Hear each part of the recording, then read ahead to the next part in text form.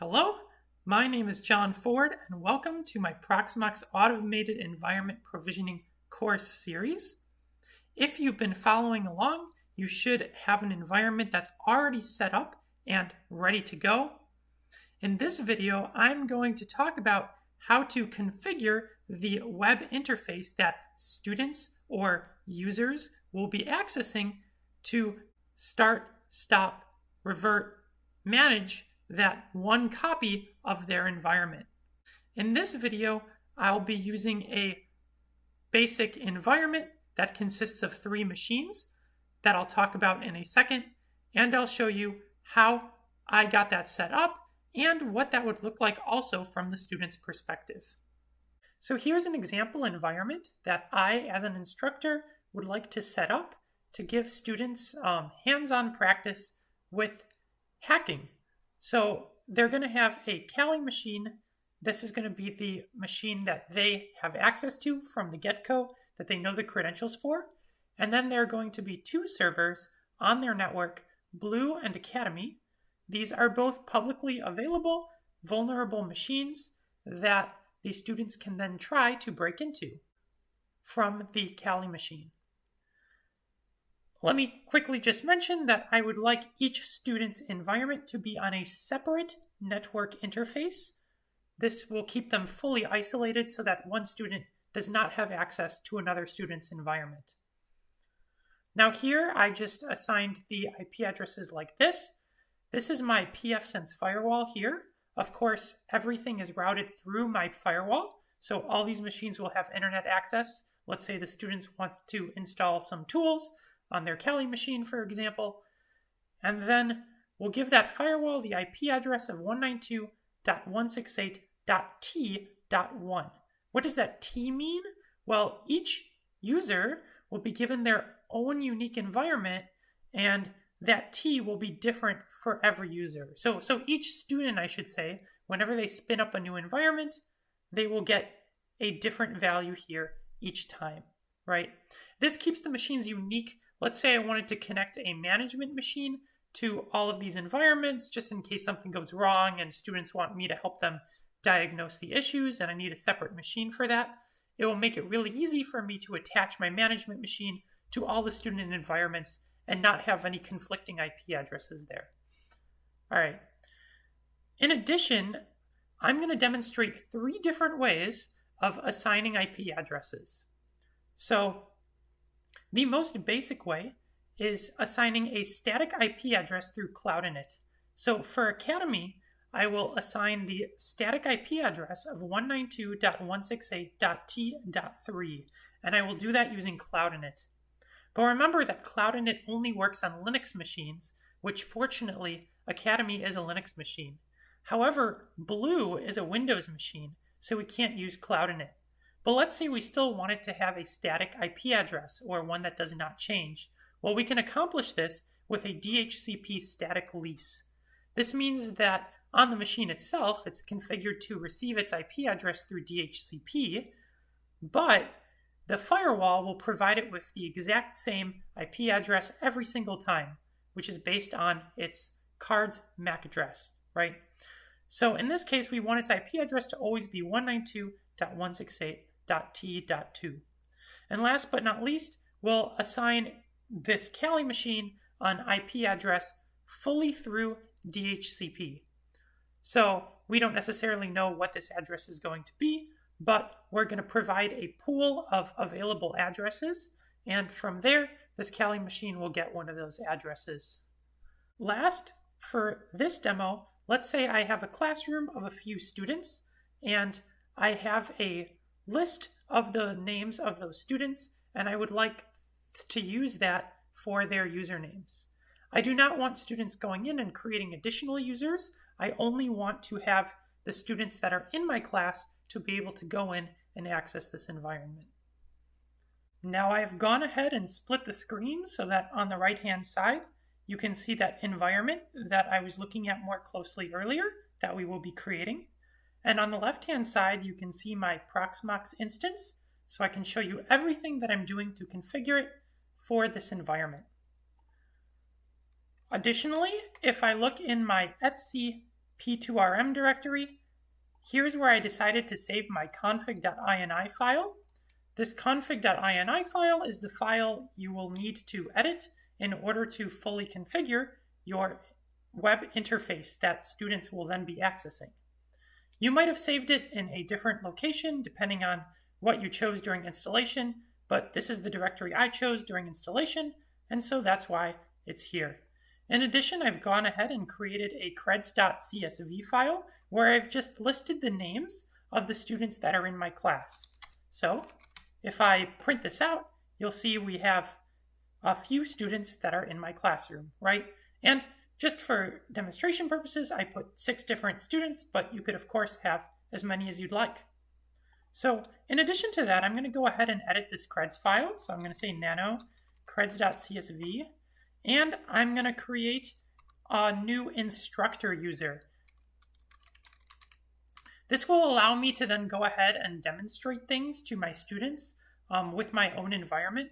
And then here I can specify a different password for me as the instructor. And I'll just make this password capital P password 123 exclamation point, right? So now I can log in as the instructor with this password. And note that this is comma separated. So you have instructor, which is the username, comma, the password. All right, I'll save that and write that out to the file. Okay, and exit. And first thing we are going to do right away is just create all our users so that then when they go to log in, they will have access to the Proxmox environment. To do that, I'll use the puser command. So I'll say puser. I'll do -f and specify my creds file, just like that. Oh, and I should probably mention what I want to do. So I'll say puser create and then specify that creds file right there. And then for any users that were not already provided with a password, I'll just give them a default password of change me. And then they'll have to go in from there. And the first time they log in, they'll be requested to change their password, right? So this way I can just, instead of having to go to each student individually and tell them what their password is, I could just tell all my students that their password is change me. And once they log in, they'll change it to something else, whatever they want that to be. So now if I go ahead and I run this command, you'll see it's created all the users for me. And if I go out and go ahead and print out this creds.csv file one more time, you'll notice that for all the users that I didn't explicitly specify a password, it just set their password to change me. So then they're going to go ahead and log in with change me and change their password from there.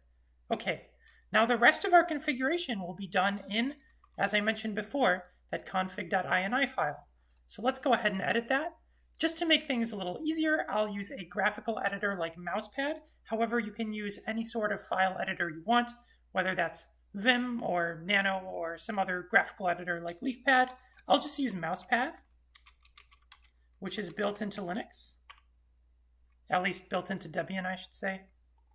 And I'm just going to zoom in so it's a little bit easier for us to read. Okay, first of all, we don't want to have a registration page, right? Because we, as the instructor, are already defining what users are there. So I'm just going to set register to false. And then from here, I can comment out access code because that's only relevant if we have a registration page. And I can also comment out registrant groups. However, when my users sign in for the first time, I would like them to change their password. So I will use this change password option. You'll notice it says force any users with this password to change their password once they log in, right? So I'm just going to leave this password as change me. So then whenever anybody logs in with the password change me, they're going to be forced to change their password. All right. Now from here, it's very helpful to store credentials to a creds file. And then this creds file can be dynamically updated. So what that means is when the students go in and they change their password, this creds file will be updated so that it has their most current password. So then the instructor can go in at any time and see what the students' usernames and passwords are and manage users directly from this file. So in my case, I decided to store this file in the same directory that I have this config file. So that's etc p2rm creds.csv. You saw it before when we were looking at it. So I'm just going to specify the full path here. Looking good. Now from here, we have to choose which virtual machines we would like to clone. So if I look here, I have Academy, Blue, and Cali all set up here, and they have virtual machine IDs 200, 201, and 202. So I just want to clone 200 through 202, just like that. Now you can prepend a name to the beginning of each of the cloned virtual machines. This will just make it easier for you as the instructor to go ahead and see which machine belongs to which student, right? So we'll just leave this at its default value of $user. That'll just take the username and prepend it to the machine name, right? In this case, if you look up here, $user is a wildcard that will be replaced basically with the user's username. So for example, if John went ahead and then created an environment, his machines would be named John Academy, John Blue, and John Cali. And as an instructor, we would be able to see that here.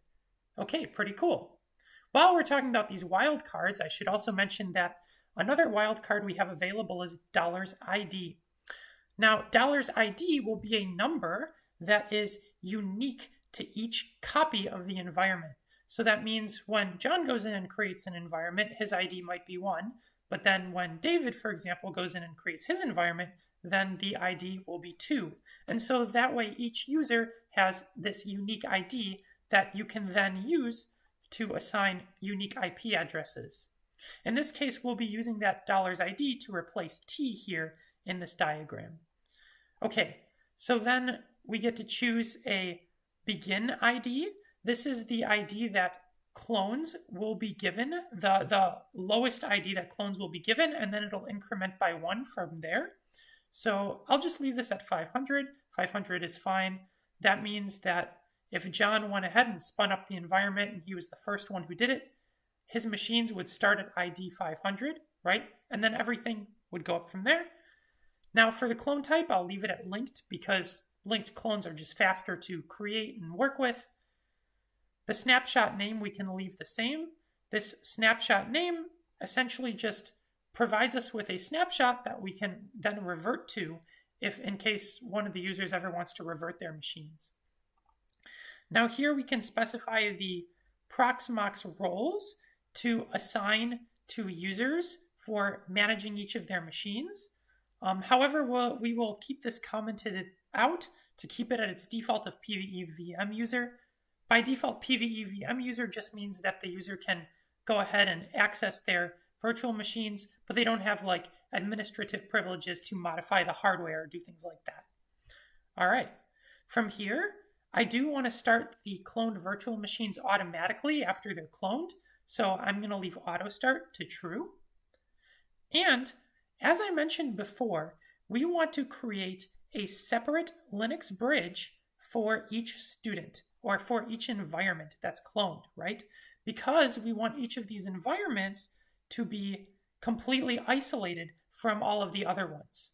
So in this case, I'm going to leave create bridge as true so that each time we create a new environment, we will also create a new separate bridge for that environment. All right, for the bridge subnet, you'll notice that based on the IP addressing that I chose here, this does look like a good subnet, 192.168.$ID. Remember how I told you we're replacing T with that $ID because that will be unique to each environment, right? And /24, that looks good to me. You're welcome to change this if this doesn't work for you. Then attach port slaves to the new bridge. We don't care to do that. That's if you were providing internet access to that new bridge in perhaps a different way than we are. We are providing it directly through the firewall, so we're not going to worry about that. Then here, we have to add this new bridge to these machines, right? So here's our bridge, and we're adding it to our pfSense firewall, the Cali machine, the Blue machine, and the Academy machine. So we can just do that by specifying the IDs of these virtual machines. So pfSense has ID 111, so we'll just say 111. And then we also want to add it to 200, 201, and 202. Really quickly, let me note that whenever I specify the IDs of templates, it'll actually add that bridge to the clone that's created, not the template. So as you can see here, it says if you want to add it to newly created clones, specify the ID of the template, right?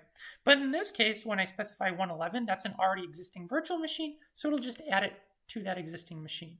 Okay, so now I'm going to go here, and as I mentioned earlier, I'm showcasing all the different ways of assigning IP addresses. So for Academy, I'm going to assign it this static IP address using CloudInit.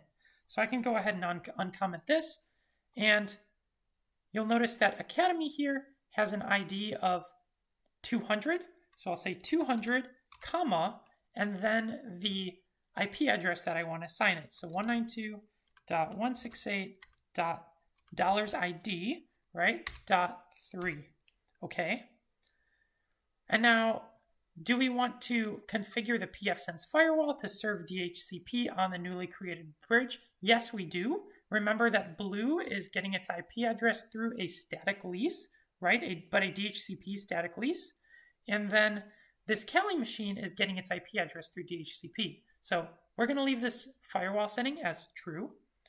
And then here we can specify the gateway IP, or this will actually be the IP address of the firewall on this new interface that's created. So in this case, it says by default, this will be set to a subnet ending in .1, which is in fact what we want. So 192.168. The unique ID .1, that's good. However, we could also explicitly specify this, and it never hurts to explicitly specify it. So I'll just uncomment that and type that out over here. From here, we have to decide on a DHCP pool begin address and end address. So pfSense is going to select from this address range when choosing which IP to assign this Kali machine. So I'll leave it at its defaults. I think this is fine. .10 will be the start address, and .40 will be the end address. That works for me. Now, in addition, we want to specify the DNS servers that will be used by the subnet.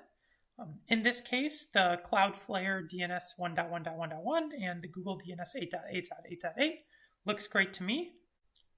But if, for example, like I wanted to serve DNS through my pfSense firewall, I could actually specify the IP address of my pfSense firewall here, or if I had some sort of external DNS server, I could also specify that here.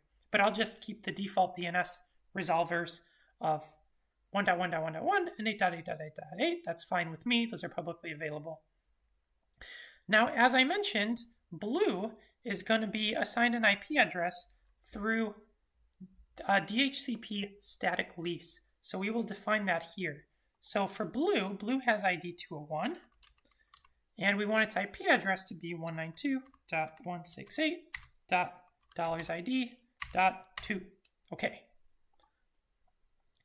Now the last thing we have to set, that's it for creating our environment, right? The last options that we have to set is the create time, revert time, and destroy time. This is the amount of time in seconds that it will take to create the environment, revert the environment, and destroy the environment. What I mean by the amount of time it takes, I mean the amount of time the students, your students, will have to wait until a countdown timer finishes before they can then go ahead and access their environment.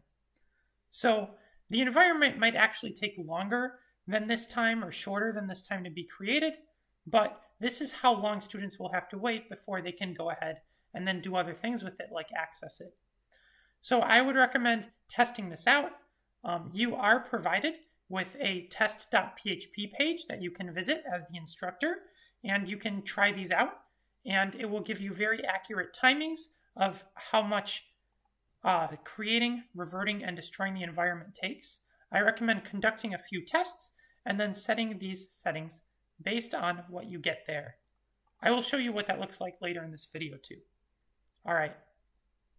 The last thing that's optional, but if you'd like to do it, you can, is you can log output to a log file. The output that's being logged is from the clone and purge commands. Remember, those commands are being executed in the background whenever a user creates a new copy of their environment or destroys that copy. In my case, I don't really care to necessarily log that information, especially since that will take up space on this virtual machine, and I want to conserve space as much as possible. So I'm just going to go ahead and comment these options out, and then no logs will be created. And that's it. We're all set up and good to go. Now all we have to do is save this file with File, Save, and we can exit out. And then just really quickly, I'm going to make sure my Apache service is started. The Apache service is the web service that it's actually going to serve the website. But I can make sure that's started with sudo service apache2 start.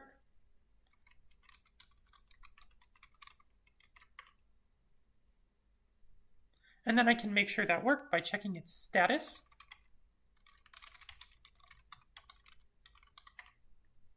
So it looks like it's active and running, and we're all good to go.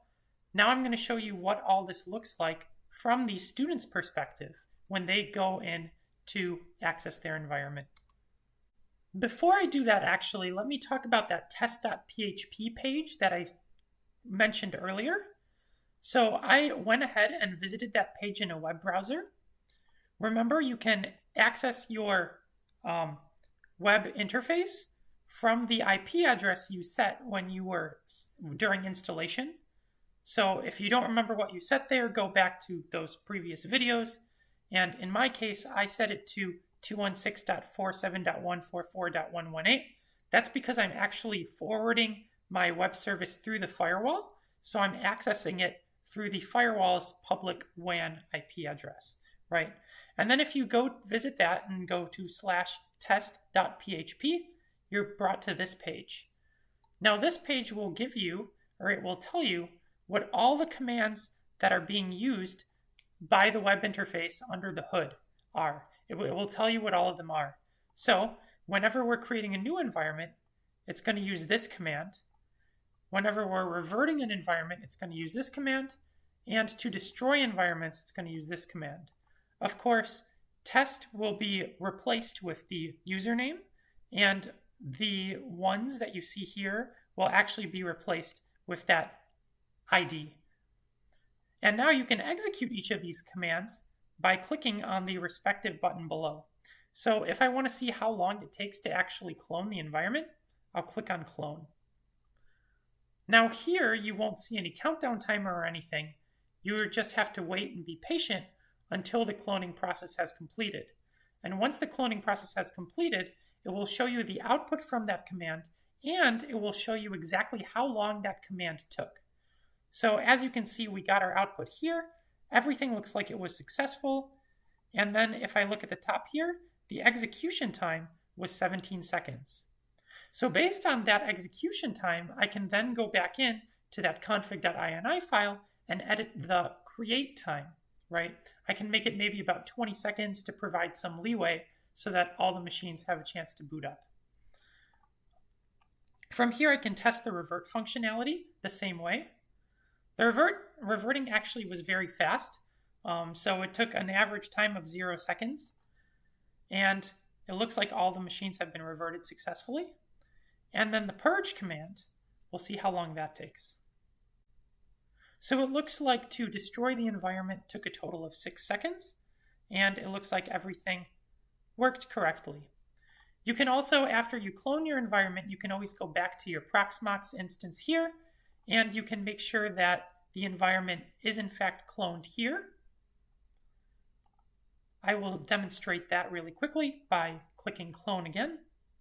And now that it says my environment has been cloned, I can make sure that is actually the case by going back to Proxmox and checking here.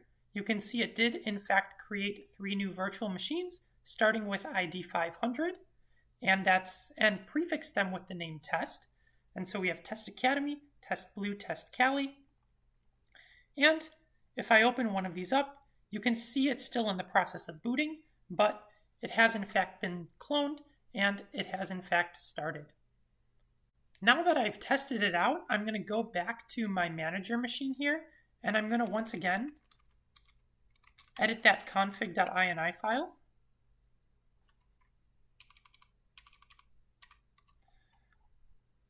I'm going to scroll back down to where I see create time, revert time, and destroy time. And now I can change these based on the values I got during testing. So with create time, it took about maybe, let's say, 15 seconds on average to actually fully spin up these environments. However, of course, it takes some time after that for the machines to boot. So I will be extra generous and give it a full minute for the machines to fully boot up. Now the revert time was really fast, so I'll just leave it at 10 seconds. I feel like 10 seconds provides enough leeway where the machines can still revert and then boot up for the most part. And the destroy time, you saw that the destroy time was pretty fast too, so I'll actually bump it down to 15 seconds. I'll go ahead and save that, and now we're good to go. Once I've completed my testing, I want to make sure to remove that test.php file just so that no students are going in and abusing that. So I'll just go sudo rm var www html test.php, and now that file is gone, and if I were to try to visit that again from a web browser, it will now give me a 404 file not found error. I can demonstrate that really quickly by just going back to that page, test.php, and as you can see, it says the requested URL was not found on the server. Anyway, now I can show you what this looks like from the student's perspective. I have opened up a new guest browser window where I'm not already logged into any Proxmox sessions, just to show you what this would look like from a student's perspective when the student is logging in for the first time. Now you will provide students with the domain name or IP address that you specified for your web server during setup. So when I set up my web server previously, I provided the IP address of my pfSense firewall because the way I set it up, the web server is actually accessed through the firewall. If you're confused about that, you can always go back and watch the video where I set that up. But basically, the IP address I chose was 216.47.144.118. So that is what I provide to my students. And navigating to that page in a web browser, you'll notice it automatically redirects me to the login page where it asks me to fill in my credentials. And just as a quick note, because we set register to false in the config.ini file, there is no option here to create a new user. Instead, students can only log in using existing users. So I'm going to pretend to be student named John. So I will log in with my username, which was John, and with the default password that was provided to me, that was change me. You'll notice that from there, I'm asked to change my password to something else. So I'll go ahead and change my password to capital P password, 123 exclamation point.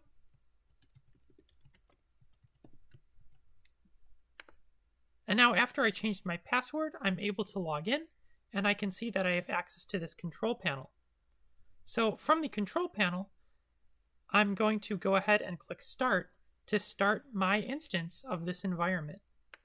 And if you remember, we set the start time to 60 seconds in the configuration file. So now I am forced to wait 60 seconds until the environment starts.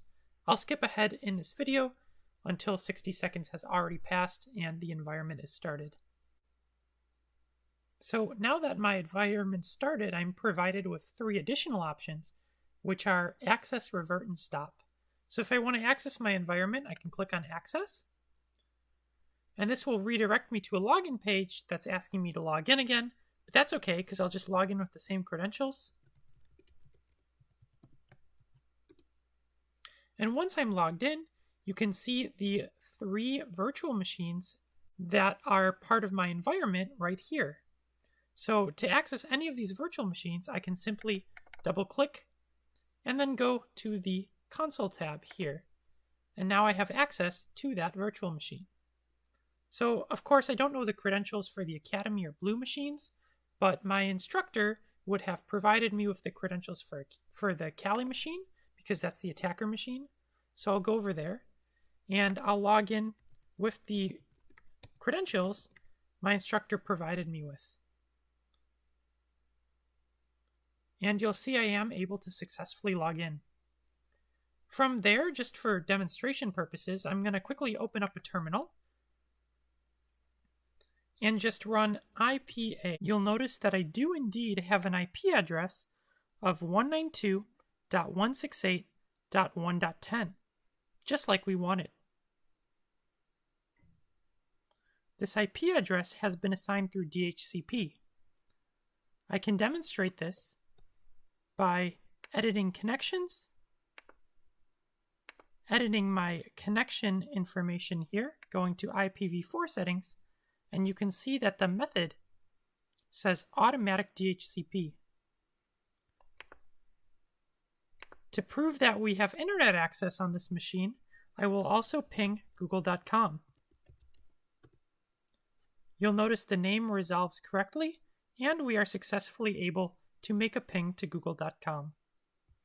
Returning to the control panel as the student John, I can stop my environment by clicking on Stop.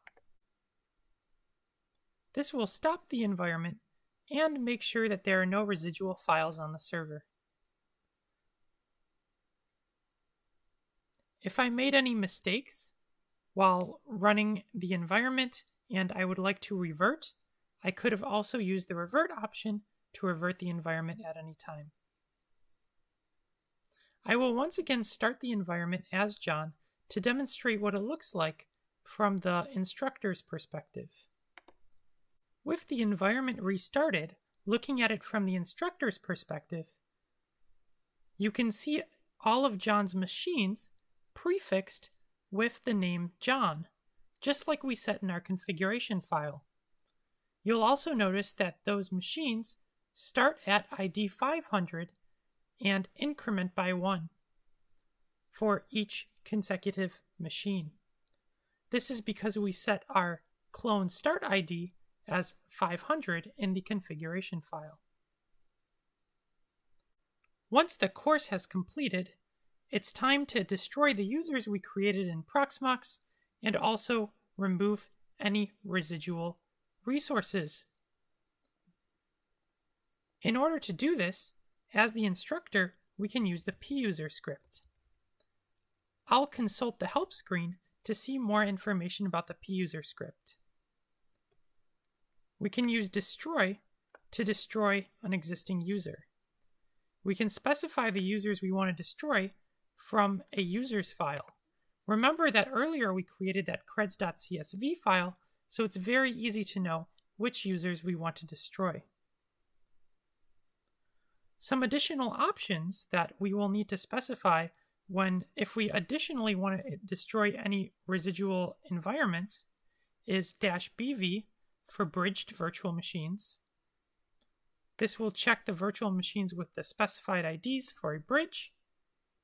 In this case, the bridged virtual machine that we'll have to check is the pfSense firewall. Remember that the pfSense firewall was connected to all of the other virtual machines because it is providing network access. In addition, we do want to remove the interface and the DHCP from the pfSense firewall configuration, so we will use the -fw flag. All right, we'll try running this by doing puser destroy -f, specifying our creds file, -b to remove Linux bridges, -bv to remove the bridge from our pfSense firewall, and -fw. One thing I forgot, as it mentions in the help text, I additionally have to specify -c. As you can see here, it says -c is the actual option that tells the puser command to destroy environments for removed users. Now that I have this all written out, If I press enter, it will go one by one, it will delete all the users, and it will additionally make sure that there are no residual machines or network interfaces left over in pfSense. This might take some time, but it is very thorough, and as you can see, the John machines that used to be there have now been deleted. Additionally, if I go back and look at the network bridges for Proxmox, you'll notice that there are no additional bridges aside from the LAN. And additionally, if I go back to pfSense and go to the hardware section, you'll notice that all of the network devices have been removed.